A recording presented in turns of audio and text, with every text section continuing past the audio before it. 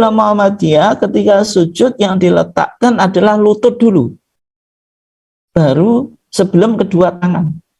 Tapi yang perlu dicatat ya Bapak dan Ibu sekalian yang dimuliakan Allah, ini selama jenengan tidak punya faktor penyakit. Kalau misalnya sudah tua, asam urat atau asam urat. Ya, kalau kita di rumah sakit ya asam urat. Ya, kalau saya suka ngaji, saya suka pelencengkan asam urat gitu. Nah, kalau sudah asam uratnya tinggi mungkin nggak bisa lutut atau sudah faktor usia ya pakai tangan saja nggak apa-apa. Tapi kalau masih sehat, nggak ada kendala kesehatan yang mengikuti tuntunan hadisnya atau yang dianggap kuat di dalam Muhammadiyah, pakai lutut dulu. Tapi kalau jenengan sudah tua atau faktor penyakit yang monggo pakai tangan, nggak masalah.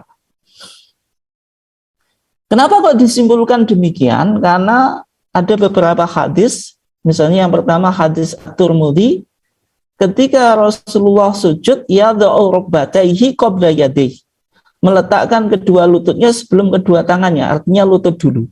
Tapi ketika Rasulullah bangkit dari sujud, setelah sujud yang kedua, itu rafa'a yadayhi, tangannya dulu sebelum kedua lututnya. Nah, kalau jenengan tanya, ini secara logika bagaimana? Posisi mau sujud itu naik atau ke atas, itu ke bawah ya.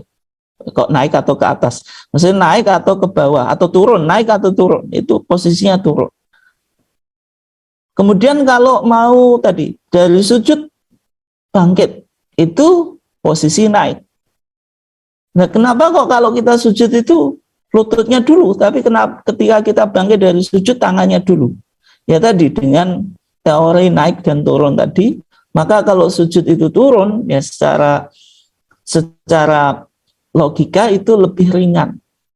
Sehingga kalau lututnya dipakai itu masih memungkinkan. Tapi kalau kita bangkit dari sujud naik itu berat. Sehingga butuh pancatan atau sandaran, yaitu tangan, sehingga tangannya dulu ya. Karena sebagian orang juga pakai lututnya, akhirnya bangkit dari sujud karena pakai lutut, akhirnya terpental ke belakang itu. Saya sering melihat itu. Kenapa? Karena nggak ada keseimbangan gitu. Terlalu ngoyo, terlalu ya sangat berat ya. Kemudian hadis Wa'il ibn Hujr juga sama, yaitu beliau melihat Rasulullah apabila sujud meletakkan kedua lututnya sebelum kedua tangannya. Nah, bagaimana tentang hadis Abu Hurairah yang menjelaskan bahwasanya Rasulullah itu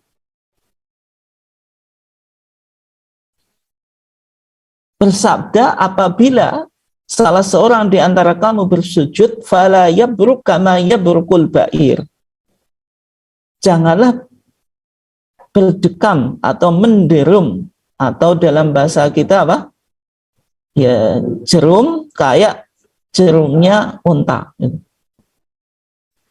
Nah, kemudian dalam hadis Abu Hurairah, riwayat Abu Daud dan riwayat Ahmad, dijelaskan jerumnya unta atau menderumnya unta itu bagaimana. Nanti kalau jenengan pernah ke negeri Arab atau negeri Timur Tengah itu bisa tahu. Atau kalau enggak ya kita sudah ada YouTube, di searching saja di YouTube itu. Bagaimana unta itu menderum atau jerum ya. Ditafsirkan wal yadha yadayhi qabla rukbatayhi, hendaklah dia meletakkan kedua tangannya sebelum kedua lututnya gitu. Nah, ini penafsiran di dalam hadis Abu Hurairah gitu. Kenapa? Karena dalam sholat itu kita tidak boleh mengikuti sholat atau gerakan sholat kita itu mengikuti hewan. Ini yang penting loh. Dalam Islam itu betapa luar biasanya syariat kita itu. Sholat itu menyembah kepada Allah. Tetapi jangan sampai dalam menyembah kepada Allah kita mengikuti perilaku hewan. Gitu.